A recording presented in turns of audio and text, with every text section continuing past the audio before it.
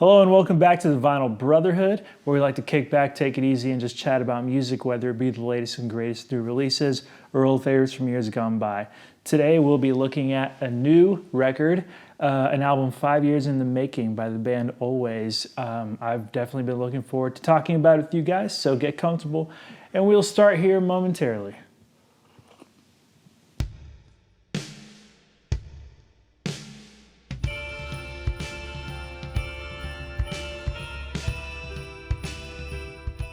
So I just spent a little bit of time in England. We posted a couple things on the official Vinyl Brotherhood Instagram if you'd like to see what we were up to, but while we were there, Alvvays actually played a show. I would have loved to attend, but unfortunately we weren't able to swing it, so I wasn't able to get my Alvvays fix that way, but thankfully they also dropped their new LP that weekend. This one has been titled Blue Rev, and it is the third album by the Canadian indie pop rock outfit, and might I add, it is their first one since 2017. Apparently, this was due to singer-guitarist Molly Rankin's demos getting stolen, lineup changes, a flooding, and of course, a certain worldwide pandemic bringing everything to a grinding halt.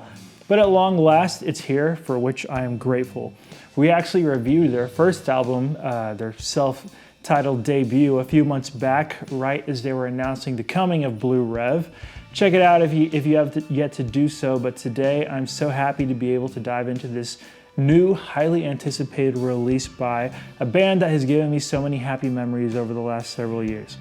I say it's high time we do just that, so let's take Blue Rev over to the turntable.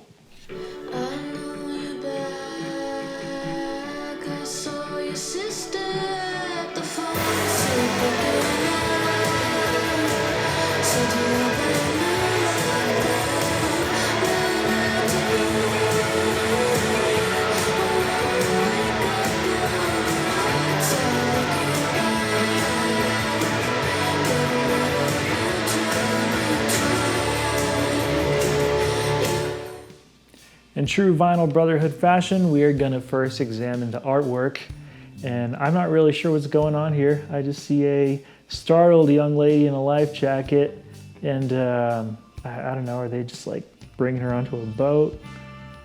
Something like that, but yeah, nice primary color scheme. Good shade of navy there. Got a track listing on the back, and I'm pretty stoked about, if you can see this, very, very blue LP. So let's cut right to the chase to get everyone up to speed. Alvvays is an indie pop act from Toronto, Canada. They're known for their dreamy melodic guitar pop and often plaintive lyrics about everyday life. They made a big splash with their 2014 debut, and the 2017 follow-up, Antisocialites, was nothing to shrug about. So there have been some lineup changes since we last heard from the band. Molly Rankin, Alex O'Hanley, and Carrie McClellan have stuck around, but are now joined by Abby Blackwell on bass and Sheridan Riley on the drums, along with Sean Everett, the Grammy-winning producer. You don't ever really get the sense that the personnel shift altered the sound in any drastic way, as everything you've loved about Alvvays before is still firmly in place, but this time around they've really built on the foundation more than ever, really.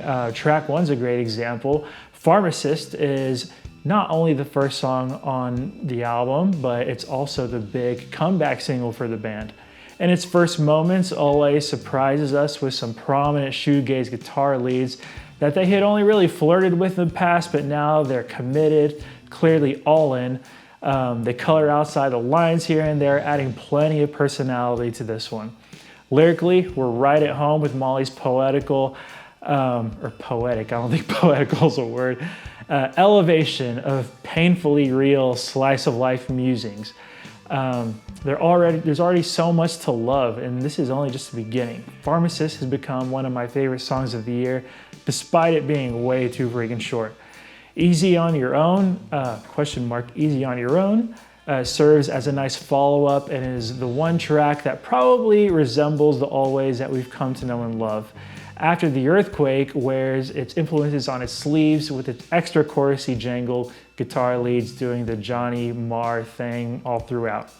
I dig how dynamic the song is. I was pretty drawn in by the bridge section when everything comes to a grinding halt except the vocals and the soft keys before jumping into full band glory.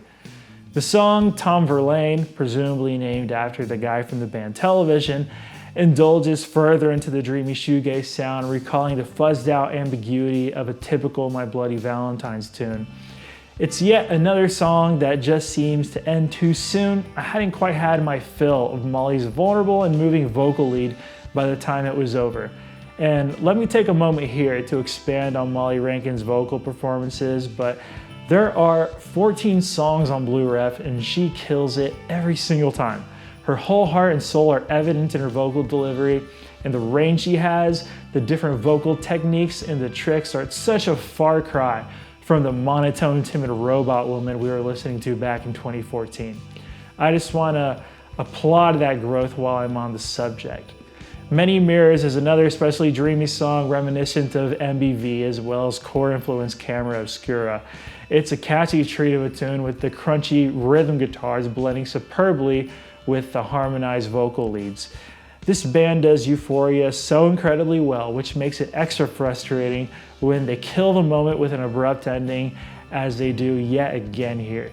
Now we've arrived to the more new wavy portion of the record with a string of synth-laden bangers. Songs like Very Online Guy, Velveteen, and Tile by Tile are packed with special moments despite every song on Blue Rev having a relatively short runtime. We already know they've been living with these songs for a while, and it shows in how second nature everything sounds, from the arrangement to the performances. Everything feels meticulous without coming across as overly rehearsed. Velveteen transforms into something different halfway through, and it's a blissful moment as we reach the song's climax. The small details and flourishes, particularly those of the synths, really make this song. Tile by Tile features an especially beautiful vocal performance from a lovelorn Molly. We're going heavy on the synth and punchy programmed drum sound. The clean guitar tone used on the solo provides a nice contrast before the synths come down like rainfall, elevating the whole thing to one of the album's most impressive moments. The layers upon layers of sound is not unique to Tile by Tile, but it feels extra special here. Belinda Says is a reference to Belinda Carlisle. We're just gonna name drop everyone here, aren't we? And her seminal hit, Heaven is a Place on Earth. And so is Hell, argues Molly. This is a hard-hitting number that allows us to be overtaken by waves of guitar crunch and an easy-going beat, pounding as if the drumsticks were 30 pounds each.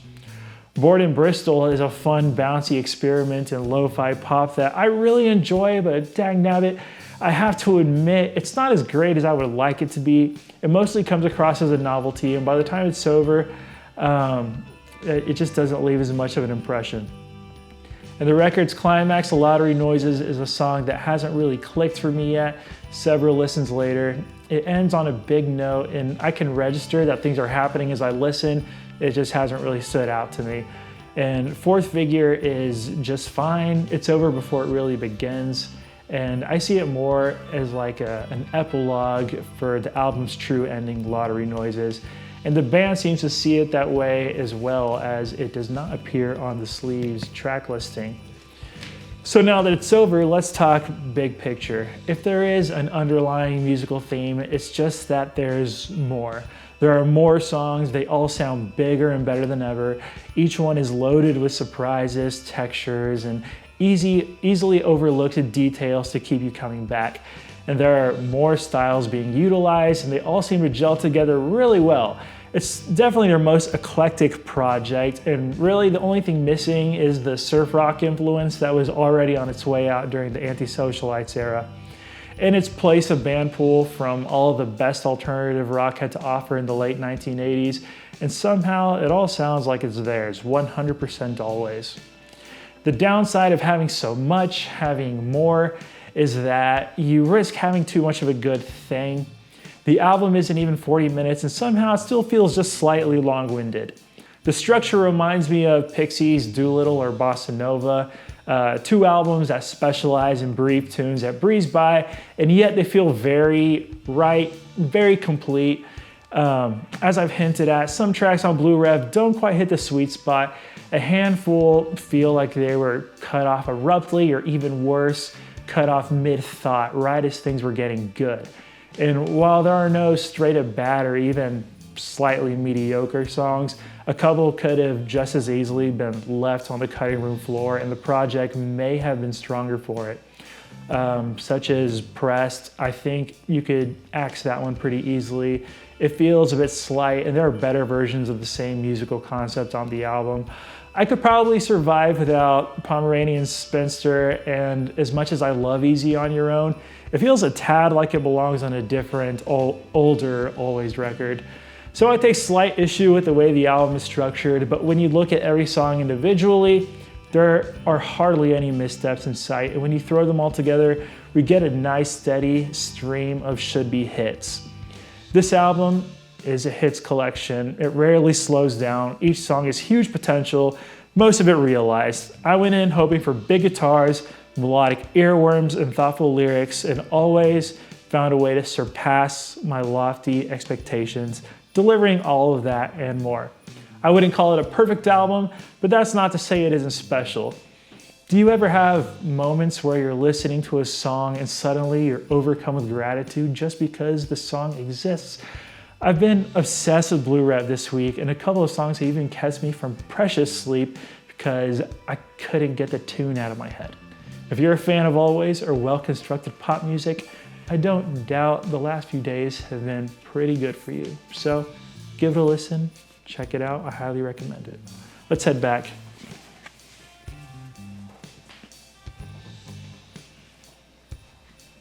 Blue Rev is an album that I wasn't expecting at the start of the year.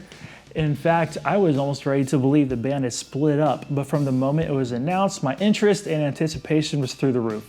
It's finally here, and I'm so glad it's not just another Alvvays album, but their boldest and most ambitious project thus far, and it's largely a success. It's so worthy of a place in the Alvvays canon, and for many, it could be considered their most accomplished work. I don't know if I'm there yet myself, but there's definitely an argument to be made, and I'm positive that I will cherish the album the way I do the debut album as well as Antisocialites. So Blue Rev was 100% worth the wait, and we can only hope it's not another 5 years before we hear more from Alvvays. We like to score our albums here at the Vinyl Brotherhood. I was telling producer Ian that an 8 feels too low, but an 8.5 feels somewhat generous, but you know what? Blue Rev left a pretty strong impression on me, and it is better than it has any right to be, so I think I'm okay with the coveted Vinyl Brotherhood 8.5 score. So that's my monologue for today. Whether you agree or disagree, I'd love to hear what you, our loyal viewers, have to say. So head down to the comments section, and on your way down, be sure to click on the like and subscribe buttons if you have yet to do so. We appreciate you all, and we can't do it without you, so thanks so much for your valuable time and for joining us for our review of Blue Rev by Alvvays. That's all we've got, so we're gonna head out. Have a great one, and we'll see you again very soon right here at the Vinyl Brotherhood.